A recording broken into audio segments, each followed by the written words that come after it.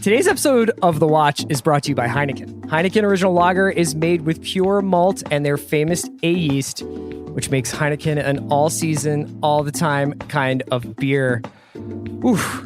All Sunday. I mean, Sunday was an all-time sports day. Let's just put it that way. And I started off slightly badly with the Eagles losing. So it was like a sort of late afternoon Heineken kind of day for me, but man, did it make my day better. So if you're sitting back, you're checking out some shows, you're checking out some sports, it all goes down better with a cold Heineken. Pick up a pack or have it delivered today and drink responsibly.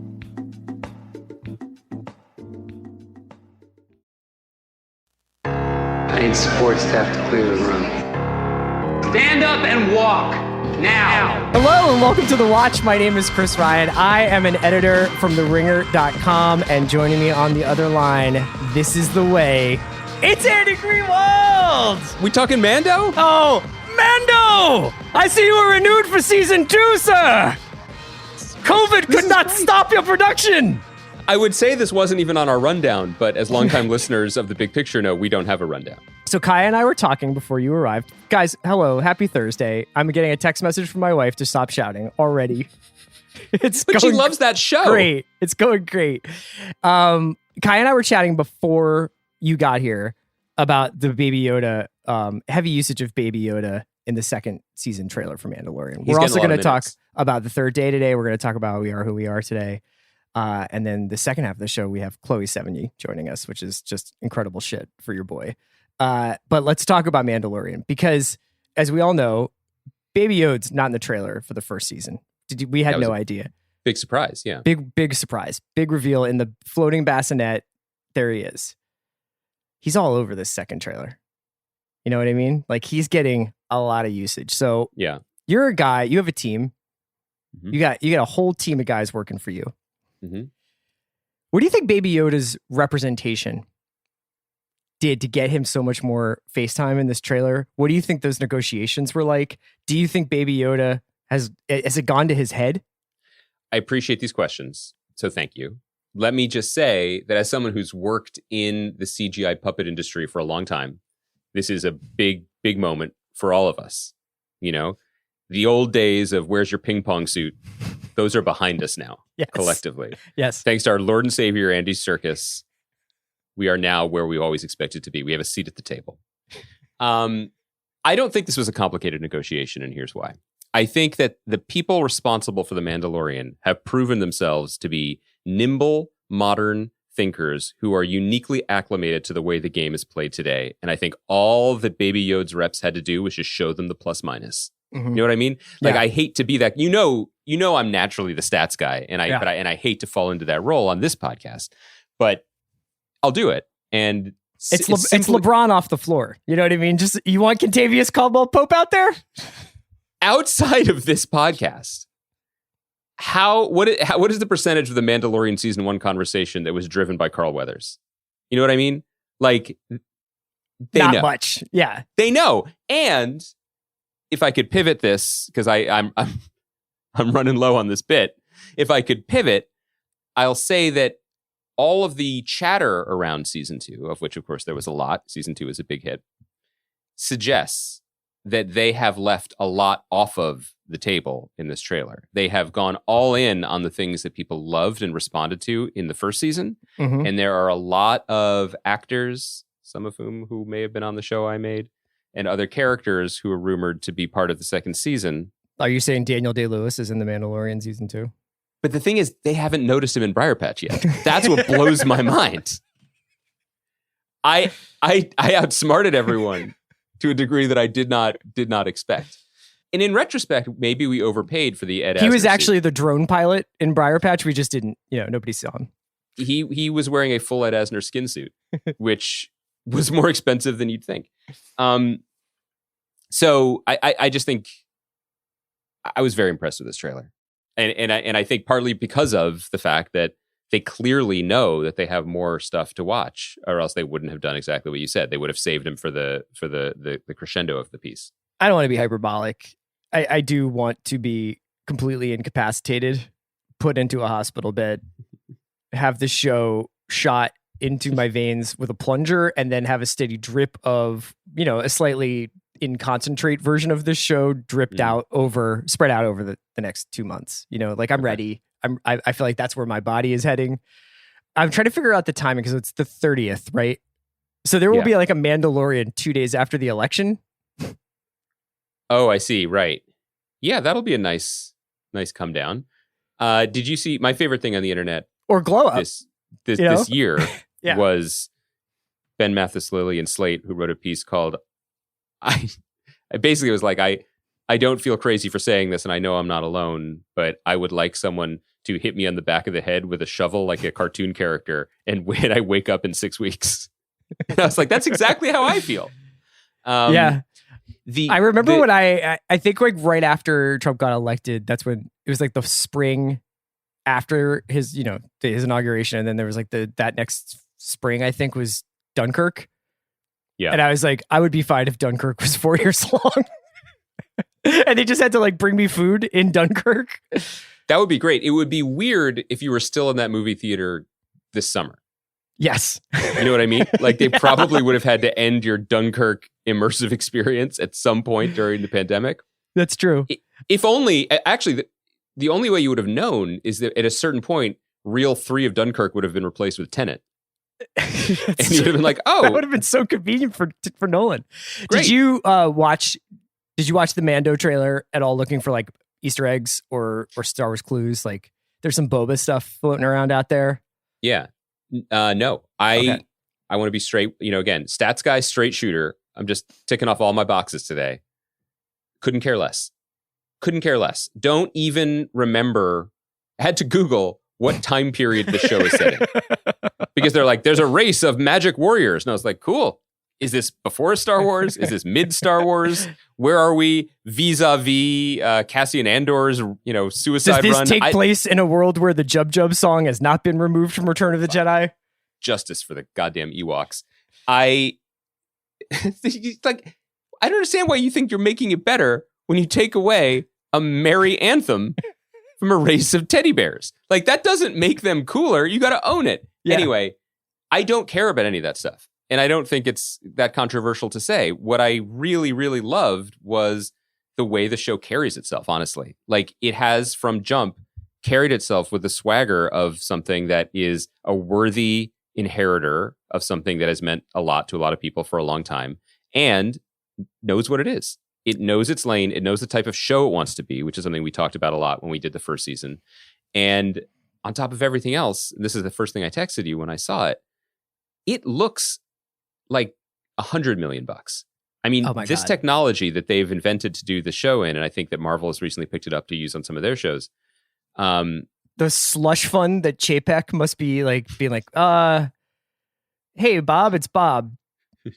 I'm seeing like a couple of redacted line items items in the budge. Are we opening a new park somewhere? I mean, no, my friend.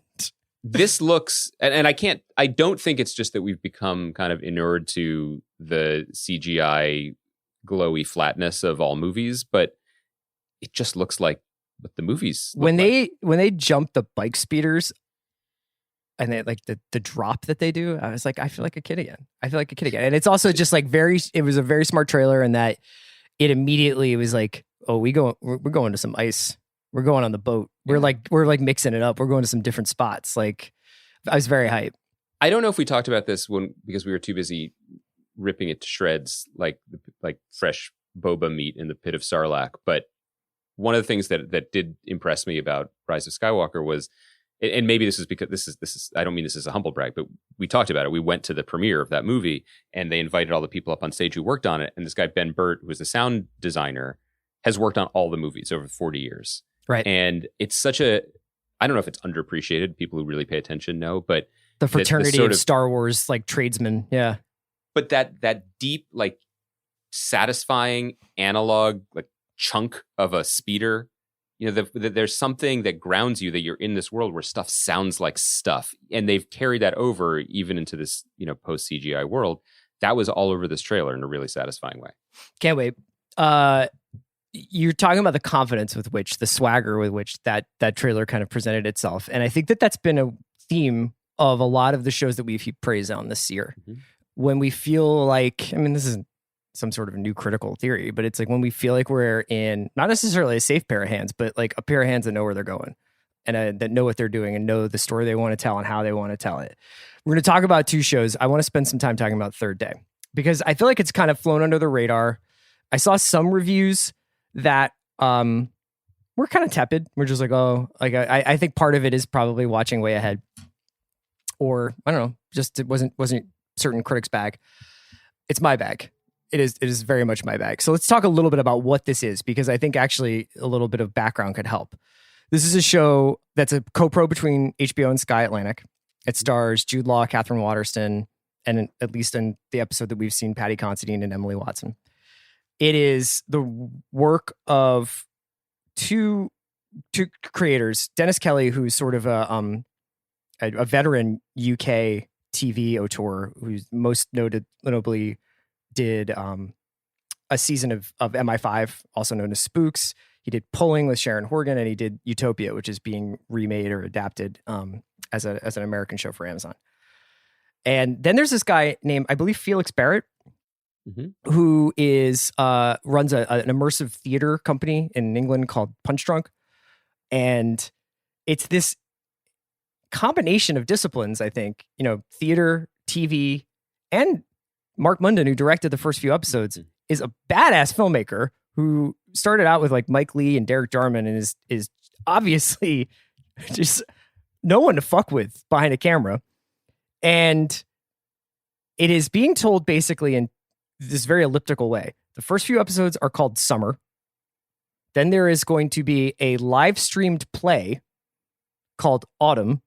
And then the second half of the season is called Winter. Yeah. I know all of this. I am trying to stop myself from knowing anything else because I found the experience of going into the show relatively cold, relatively blind, to be so fucking great. I was just like, take me wherever you want to take me. I don't care if this is a mystery box show. I don't care if this is Midsummer on Midlife Crisis. Whatever this is, I'm here for it. Greenwald, what did you think? When we've talked about this, whatever age of television we're in, we have talked about it being basically an almost never-ending tap of quantity at this point. There is a show for everyone in any mood you're in whatever style you want it to be in. And sometimes when we have this conversation, we bemoan the lack of shows made for everyone. Let me note that while I say, this show was made for you and me. And I love it so much. It fills me with joy to be talking to you about it on a podcast. I drank up the first episode like, I want to say, a water bottle filled with salt, but you won't get the reference unless you watch the show. It is so completely weird. Mm-hmm. It is so completely immersive, which is the key word probably for talking about and understanding the show. It is so completely my shit that it just filled me with joy. And I know that people who listen to this podcast know that I have a thing for potentially hyping or even overhyping Little Scene International Monday night HBO show starring Jude Law. But if that's my bag, that's my bag, baby. Look, it's your corner. Because I just feel this is something I felt when I was a critic who had to watch everything. This is something I felt when I had the opportunity to make something.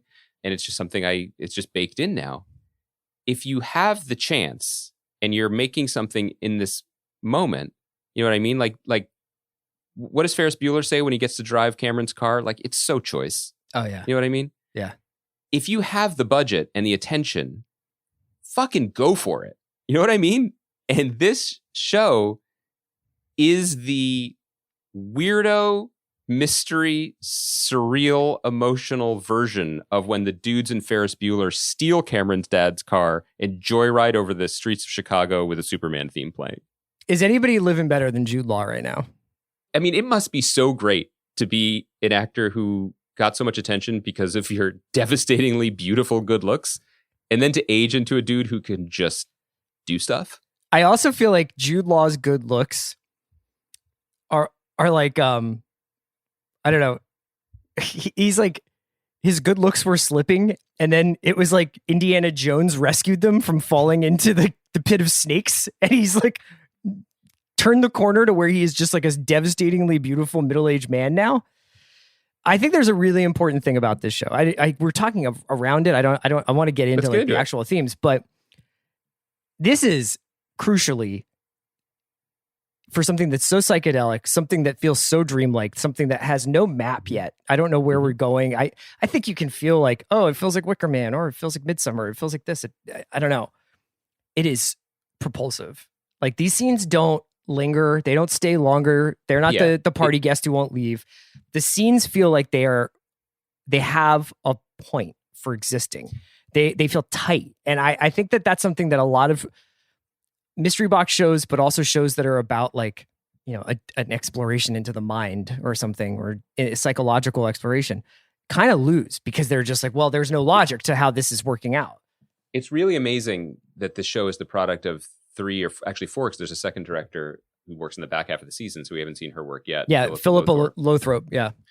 It doesn't seem like it's the work of many people, because generally when you have something that is really heady or dependent on vibe or tone, and then you bring in a filmmaker, sometimes they're at odds with each other, sometimes they're cross purposes.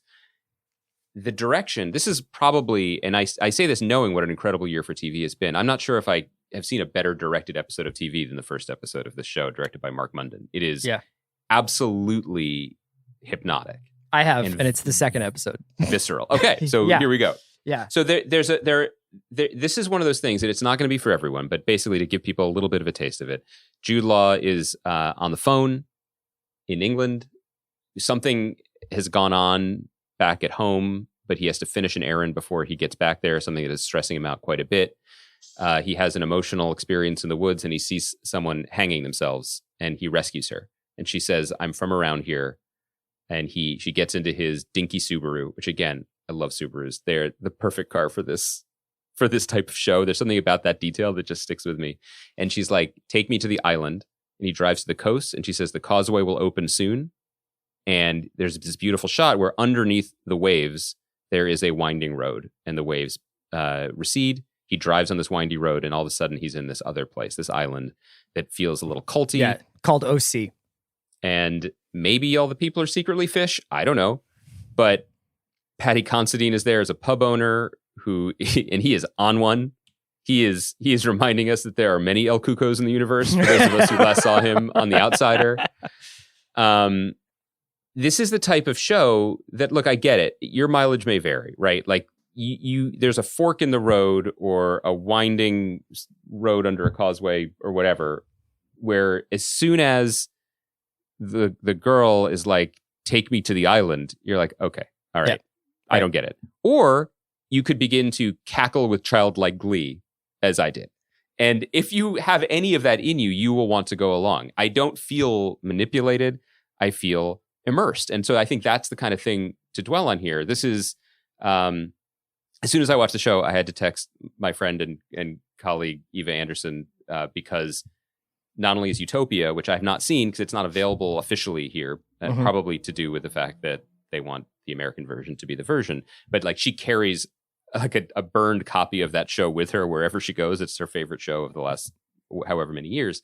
But she also, when she's not working on shows like You're the Worst and Briar Patch, does immersive theater and does games. And when I say games, there's a whole, you might know this, I kind of didn't, but there is a whole thriving subculture of like immersive theater games where you sign up to play something and you find a code or a key in the back of a magazine, and you travel to a place and you basically are living a video game without the video.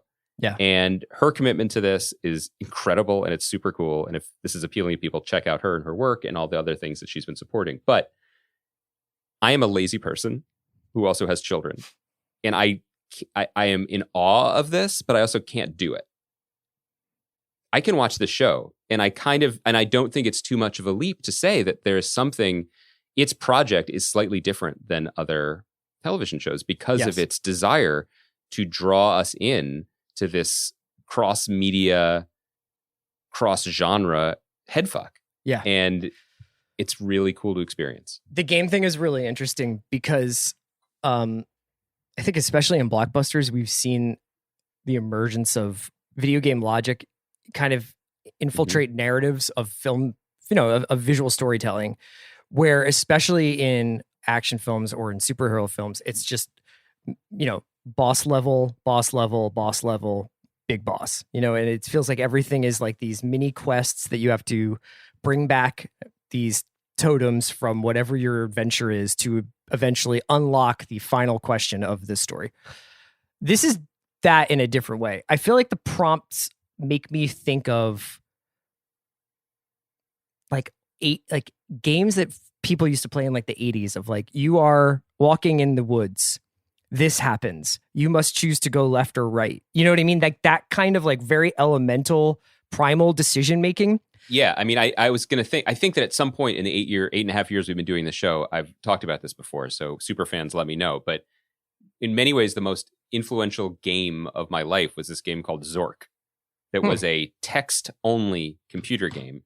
It predates me and us, right? I think it was started in the late 70s, but I remember playing it on like an Apple IIc when I was 8 years old. And it's a text input game. And you go to the screen and the words appear. It says, west of house, you are standing in an open field west of a white house with a boarded front door. There's a small mailbox here. And then what do? Open the mailbox, go into the house, look around, and you have to fill in the blanks with your mind. But as you said, it is not about achievement. It is on a very pure level about telling you a story and not telling you a story, dropping you into the middle of a story. And you have to wander your way out, which is a very different thing, and can be really intoxicating. Kelly and Barrett and the creators basically take this narrative logic, essentially almost choose your own adventure or something, and they made it with very theatrical. I don't mean theatrical in like a hammy way. Very probing monologues. Very, like transparent, emotionally like vulnerable acting from Jude Law, and then later in the first episode from Catherine Watterson.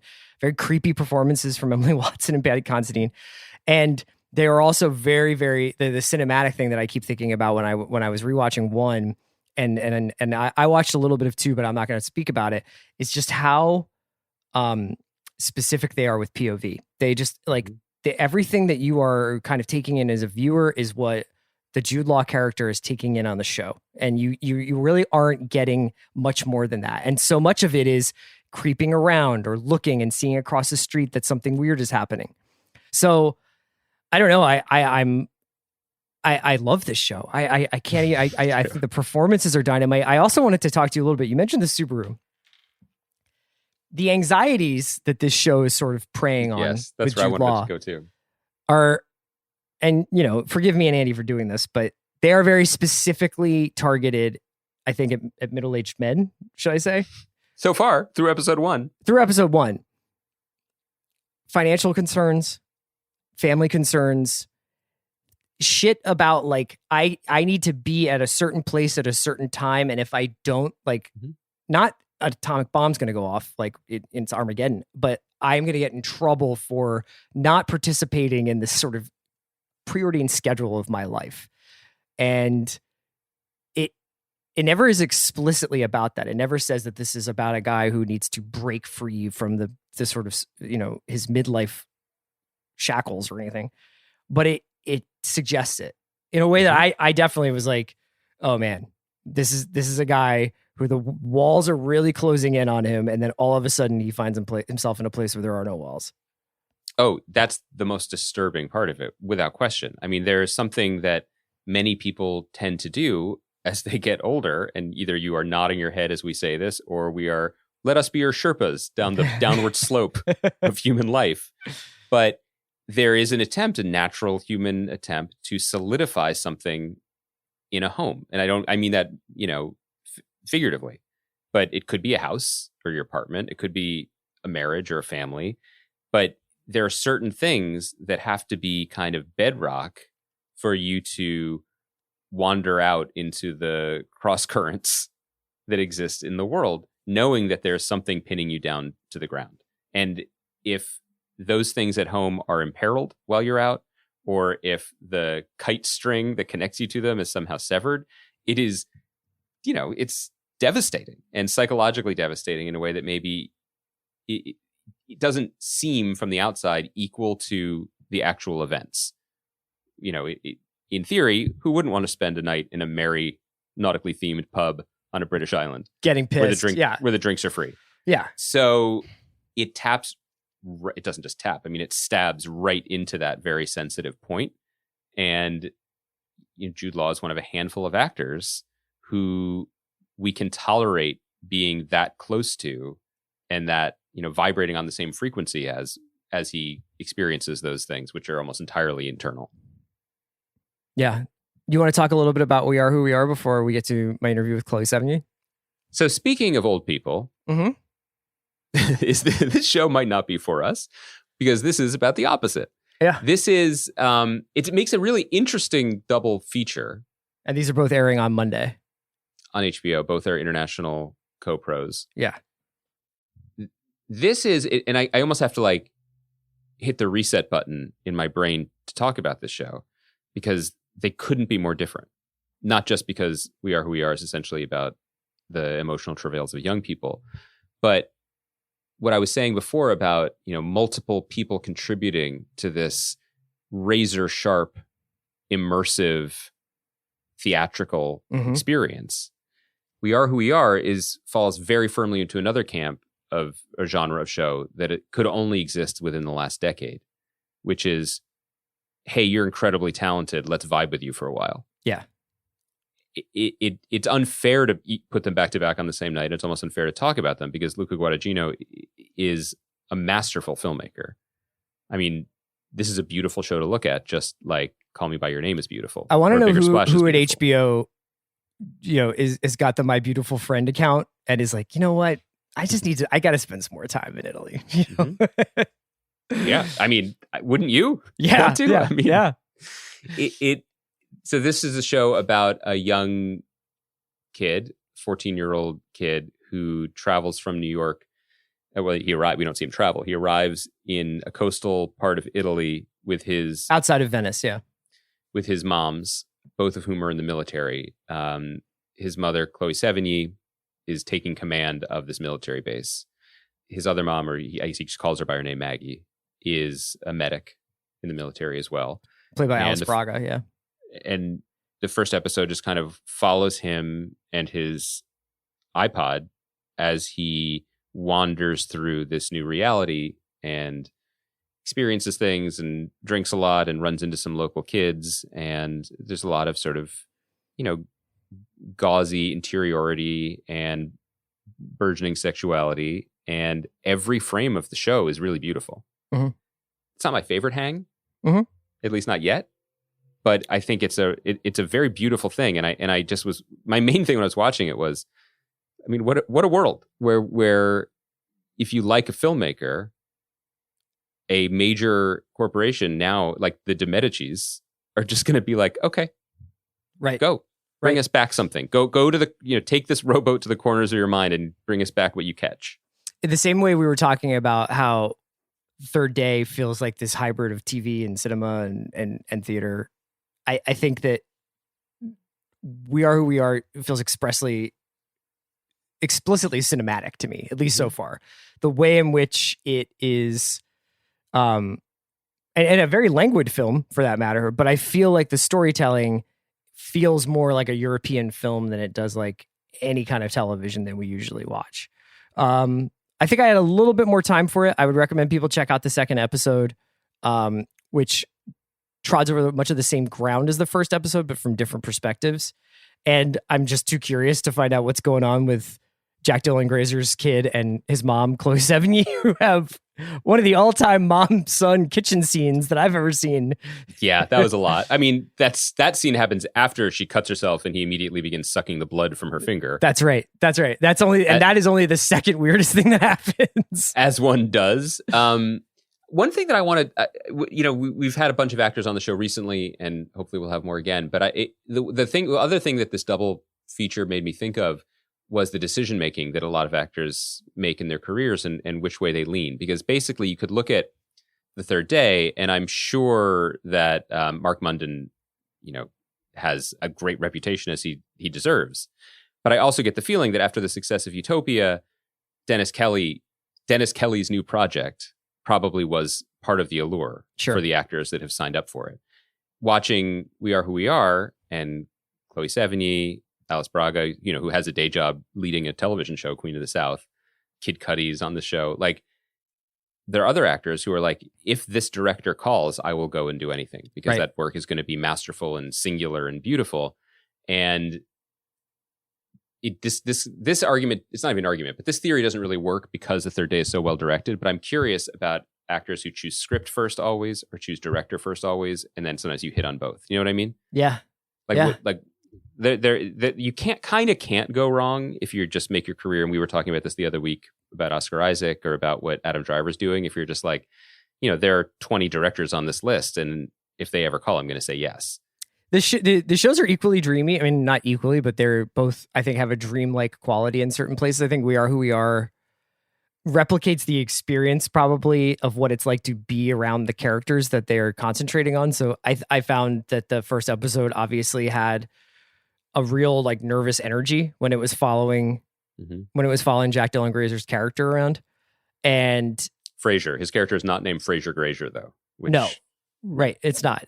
Just and to be clear. Yes, but obviously We Are Who We Are is explicitly, and anybody who's watched the trailer has seen what it's about, which is a lot of it is about identity, is it very explicitly about like the way we have lived or who we are in the last 4 years. The show is set in 2016. It's interesting to see two shows kind of come at something from the opposite direction, whereas Third Day probably will feel much more allegorical and, like obtuse in places, and We Are Who We Are is like much more like straight on, like this is what it's like to be young now. As someone who still hasn't done his homework, which will surprise no one, I've still have not watched Euphoria for the same reasons I didn't before, even though everyone who I trust has recommended it to me. I would love to be able to talk to you about it. I just didn't have the headspace for it last year, and I should probably try and catch up. But is that a comp here? Like, is it attempting in a very different way, but do those shows have anything to say to one another? If you liked one, would you like this one? I mean, this definitely is at a different frequency. Like, I think it's operating at a different frequency. Like, Euphoria felt like it was mixing and matching popular television tropes and subverting them with either narrative twists or putting forward people who ordinarily wouldn't get to play out those scenarios, and then also a lot of Euphoria is just like, well, it just seems like it's absolute fucking hell to be a high schooler now. You know what I mean? Like, in terms of what might happen to you. I mean, We Are Who We Are. I've only seen the 2 episodes, but it's much more, a lot more space in that show. I think that Sam Levinson has a much different eye than Luca Guadagnino, and he's like, he's sort of compressing a lot of stuff into a frame, into an episode, into a conversation, into a scene, and Luca's just kind of like, they're just gonna let it happen. You know what I mean? It really is. I mean, this episode just sort of doesn't end so much as it collapses back onto a bed and exhales, and then it's just like a fucked up, long, sun-beaten day. Yeah, right. Do you? So we should get into this. You talked to Chloë Sevigny about it. I did. Yeah. Did you talk to her about mother-son relationships? No, I did not.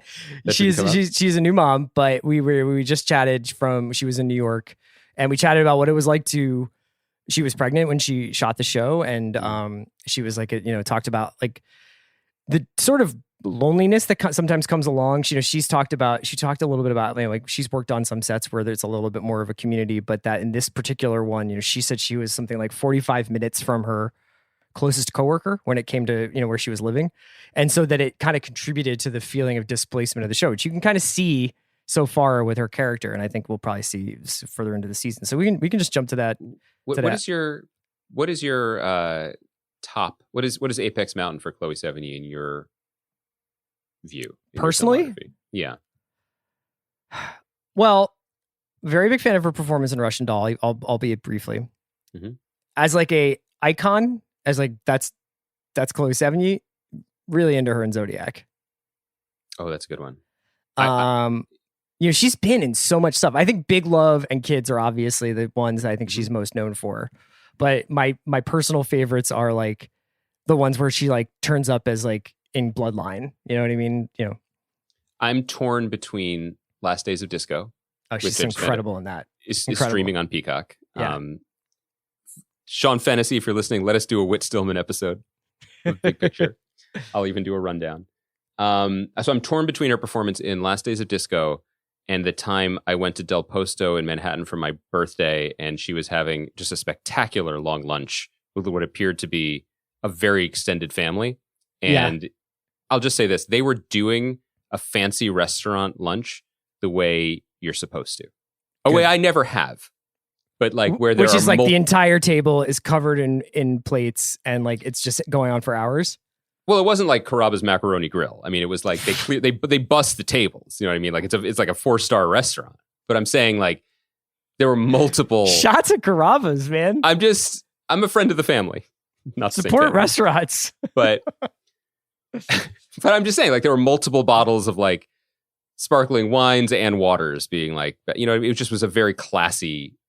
I was like, this is my birthday. This is why I'm here. But I had the feeling that she could be there any weekday. It was like a Wednesday. It would be fine.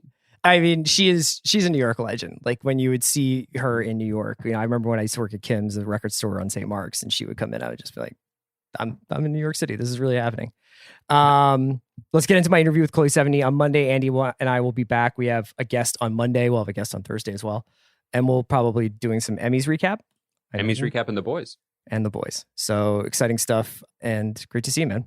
Great job, Baranskis. Really, really, really good work. No, solid work from you, Dad.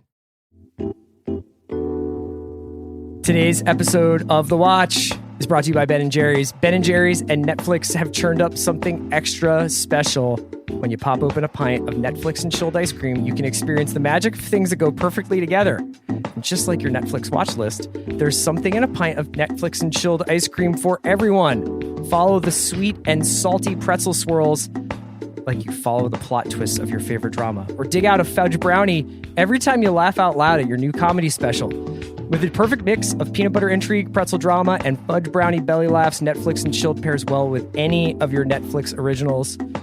You know what I like to watch on Netflix? It's coming back soon. And I love doing this while I eat Netflix and chilled, is Big Mouth. Big Mouth's very funny. Big Mouth makes me happy. It's a safe spot. And for me, nothing goes with a safe spot like a big pint of ice cream. So that's my jam. I like binging Big Mouth while I binge Netflix and chilled. Dig into Ben & Jerry's Netflix and chilled anywhere ice cream is sold, or find a new favorite at benjerry.com. That's benjerry.com. Today's episode of The Watch is brought to you by Heineken. Heineken would like to remind you that it's time for seasonal beers again. That's right. If you thought a cold, crisp summer Heineken was something, just wait until you taste the Heineken fall lineup, or autumn, depending on your zip code. Is it a new product? Many people are asking. No. Just the same great tasting lager that's perfect for any season. And I cannot wait. Football's back. Getting a different round of shows coming, so it's almost like the fall TV lineup is coming. Movies, the festival films are going to start getting released. The Oscar contenders are going to start getting released. You're going to stay in, you're going to chill out. You're going to watch something on TV. Have a Heineken. You deserve it. Trust me. Heineken Original Lager is made with pure malt and their famous A yeast, which makes Heineken an all-season, all-the-time kind of beer. So pick up a pack or get it delivered, whatever your style, and drink responsibly. Chloë, thank you so much for joining the Watch podcast. Sure. Thanks for having me. Glad to be here. So I wanted to ask you a little bit about meeting Luca, because I know that you guys first met, I think, in Cannes, right? Or had you met before? Because you were on the jury when you met him? No, I was in Cannes. Okay. Cannes, however you want to say it. Some people say Cannes, some people say Cannes. I say Cannes. I usually mispronounce things, so it's probably you. You probably got most Americans say Cannes, and I think the French say like can. Yeah. Right. So then I say can, like tomato soup can. I'm not sure which is right. But so I was in Cannes with The Dead Don't Die, directed by Jim Jarmusch. It opened the festival. And then I had a short film that I directed that was like closing the festival. in one of the shorts programs, and Luca was there with a short film that he had directed for Valentino.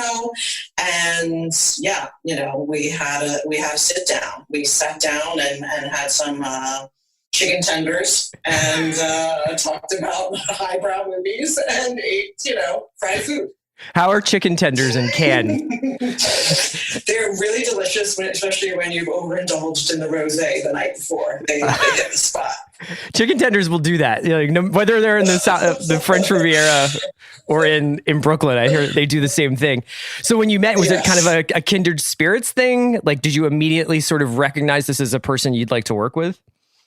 Immediately, I was crushed out on him. He was so charming and dynamic, and just there was like a level of intimacy that I appreciate, and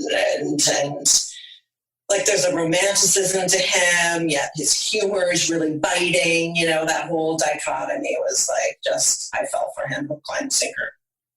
And when you were talking, I mean, was this idea already gestating with him, or was it just like, let's work together at some point? He's always doing like 101 things. So I was asking about the Call Me By Your Name sequel and like all these other projects that he's attached to. And, originally he was only going to direct a few episodes of this.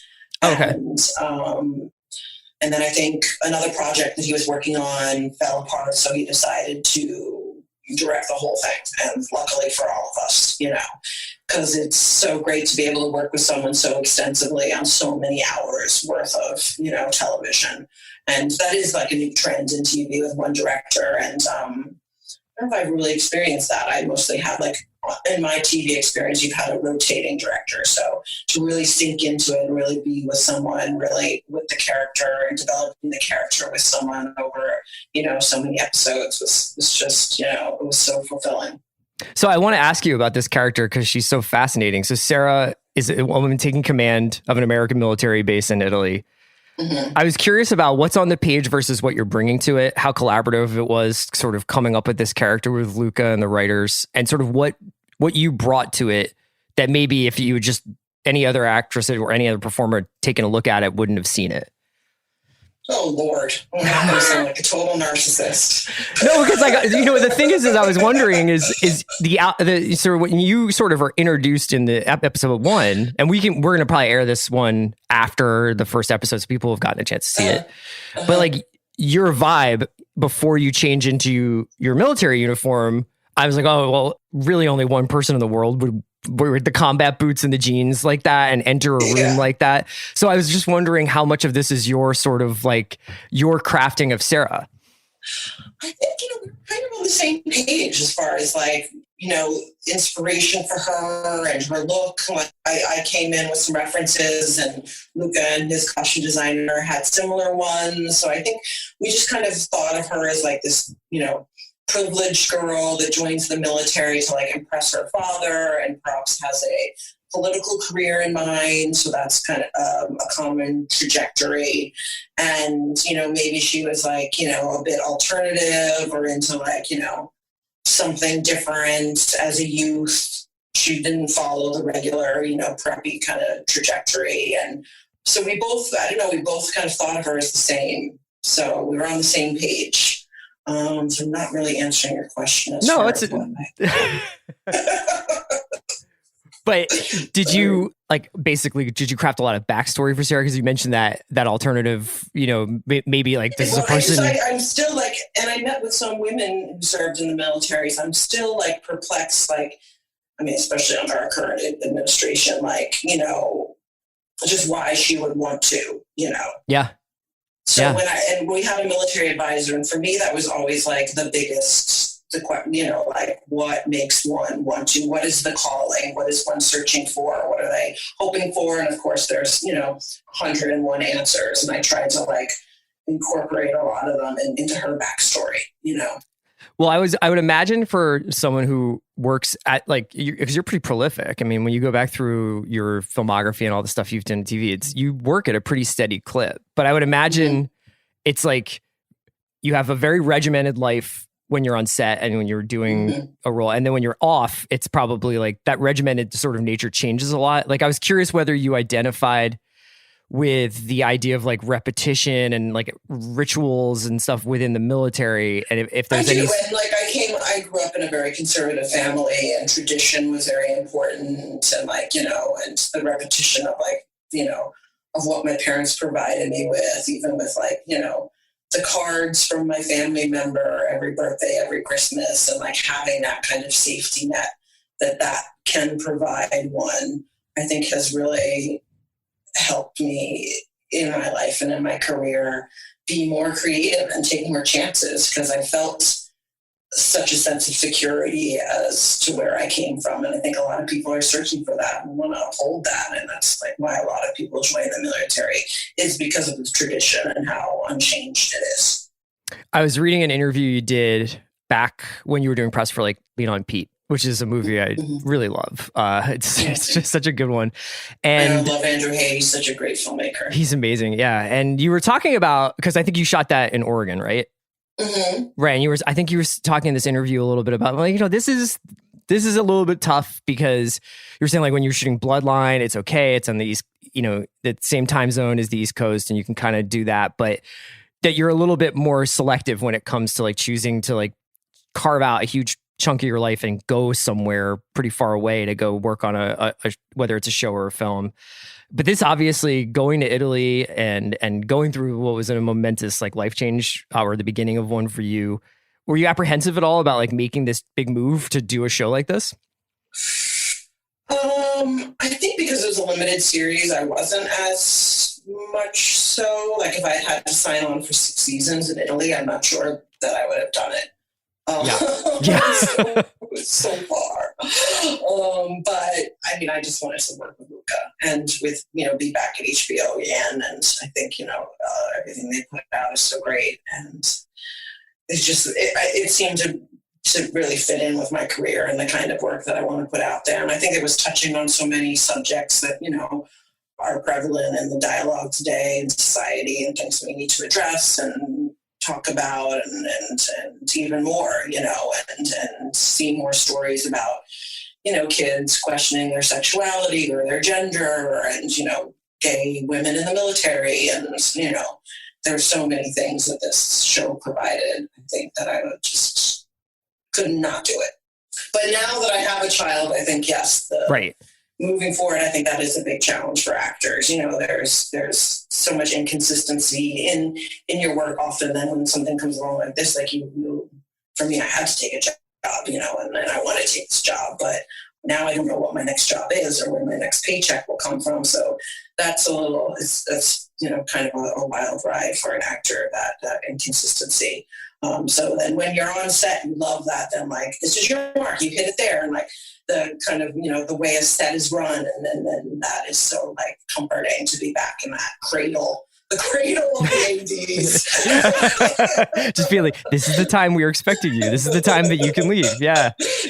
I imagine also it's pretty complicated now, because from everything I've heard, everybody who's like taking jobs now has to sign up for it's a pretty extensive commitment just to even shoot something like a TV show. Cause like if you're going to Canada to shoot it, or if you're going to Budapest or wherever people are shooting stuff, you have to like go through the quarantine and stay there and like be on set.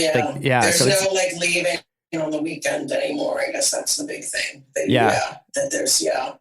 I don't know how people do it with families. I'm going to have to like, you know, call up some actor friends and see, I think, you know, yeah.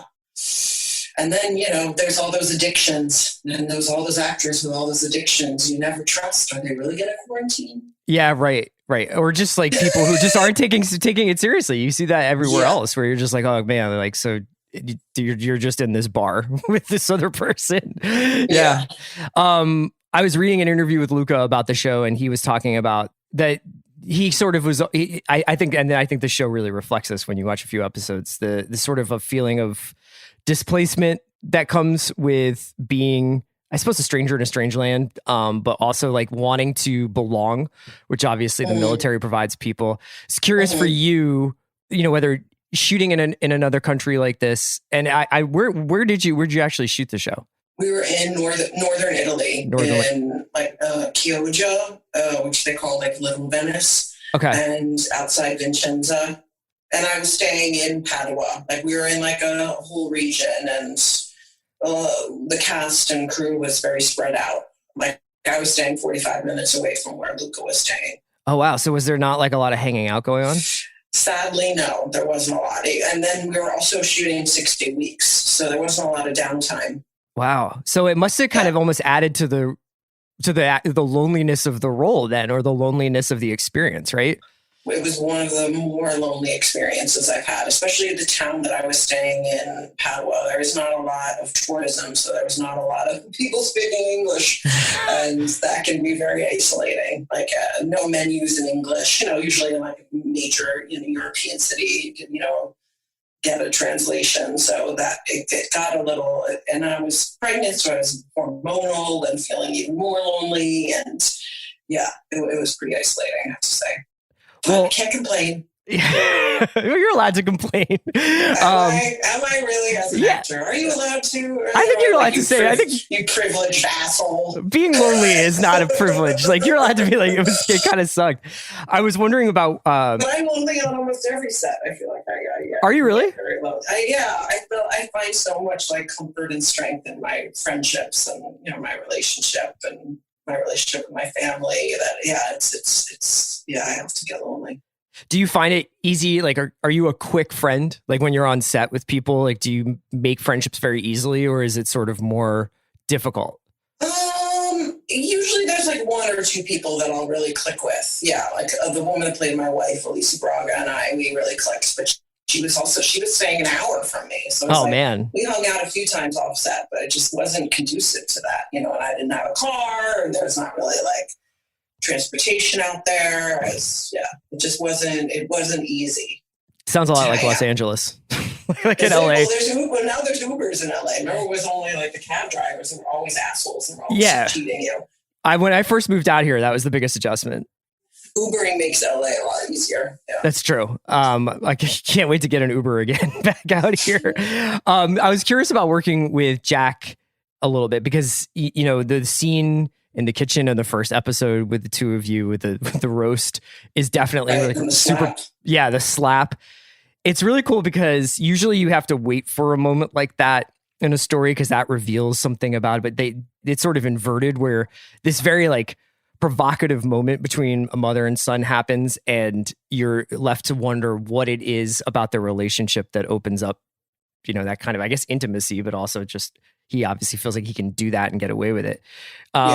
He's quite a talented actor. I was curious what it was like to work with him because he's really like vibrating on another frequency in this show. I mean, energy on that kid. I mean, we were all just like, I think him and Luca really like set a tone, and Luca's very energetic as well.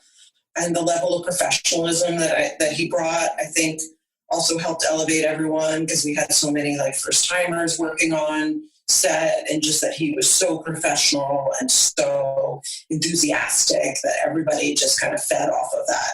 And I mean, my scenes with him were my favorite scenes to do. And I think Sarah is, somewhat in love with her son and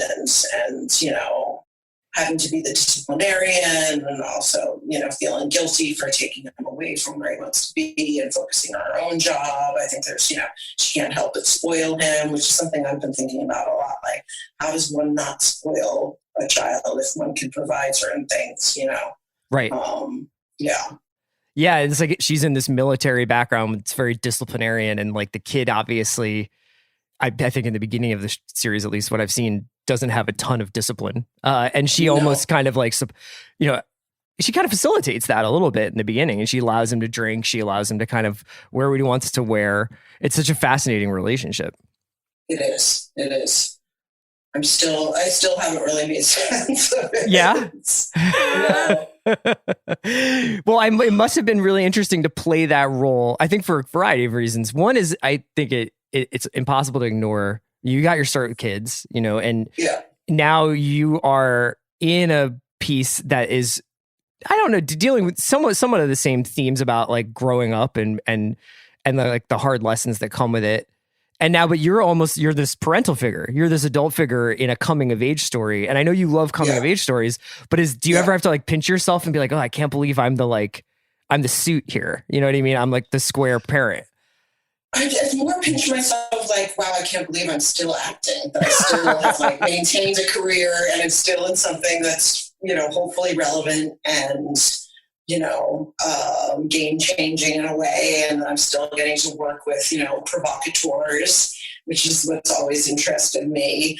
And, I'm playing the adult, but, at least there's something interesting going on with the kids and my adult dynamic. And hopefully, I'm not, so much of the suit. But you mentioned, you can't believe you have a career, but your career has been, to me at least, like so cool, because it just seems like when you go through the list of everything you've done on TV and film, like you just rarely are you in ever in anything that's boring, and you always seem to work with incredibly interesting people. Like, I know that you've been directing yourself. Do you find yourself, as you think about that more, or as you get a little older, like watching directors work in a different way, like watching Luca work and think, oh, I might crib that, I might steal that, I wonder why he did that. So, I've always been pretty spongy. I've always kind of watched every department. I've always meddled. I've been told to focus on my old job a couple times, in all honesty.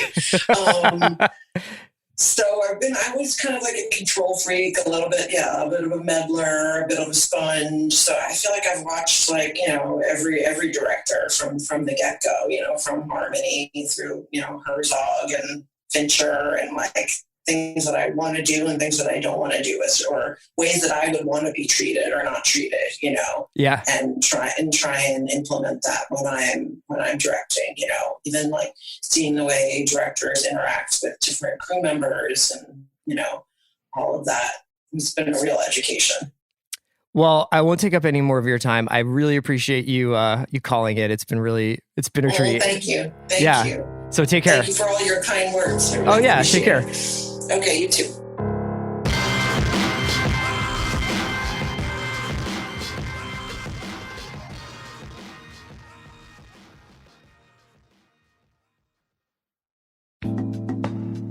Today's episode of The Watch is brought to you by Ben & Jerry's. When you pop open a pint of Netflix and chilled ice cream, you can experience the magic of things that go perfectly together. With a perfect mix of peanut butter, intrigue, pretzel drama, and fudge brownie belly laughs, Netflix and chilled pairs well with any of your Netflix originals. Stock up for your next Netflix night anywhere ice cream is sold, or find a new favorite at benjerry.com. That's BenJerry.com.